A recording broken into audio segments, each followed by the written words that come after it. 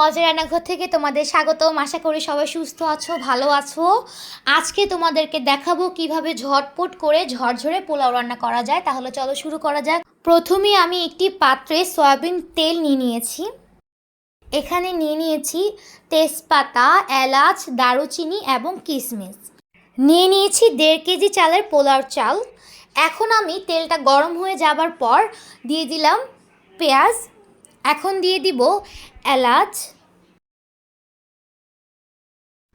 দিয়ে দিব দারুচিনি, এখন দিয়ে দিব তেজপাতা।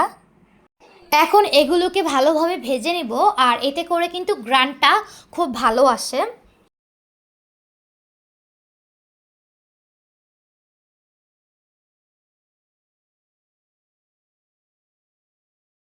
দেখুন আমার পেঁয়াজটা কিন্তু ব্রাউন কালার হয়ে এসেছে। এখন আমি এতে 2 চামচের মতো আদা রসুন দিয়ে দিব। দিয়ে দিব 1 চামচ বাদাম বাটা, 1 চামচ পোস্তদানা বাটা। এখন আমি মশলাটাকে ভালোভাবে কষিয়ে নিব। এই যে আমার মশলাটা কিন্তু কষানো হয়ে গিয়েছে, এর উপরে কিন্তু তেলটা ভেসে উঠেছে। এখন আমি চালটা দিয়ে দিব। এই চালটা কিন্তু আমি আগে থেকে খুব ভালোভাবে ধুয়ে রেখেছি। এখন দিয়ে দিব ঝাল অনুযায়ী কাঁচামরিচ, দিয়ে দিব স্বাদ মতো লবণ।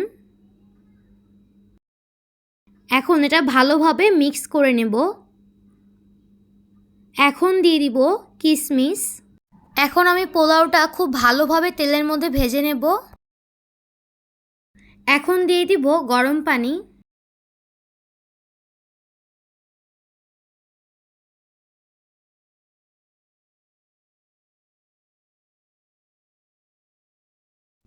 দিয়ে দিব মটরশুঁটি,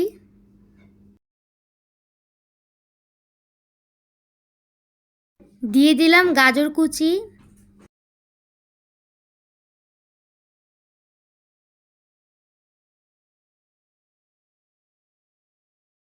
এখন আমি পোলাওটা দমে দিয়ে দিব।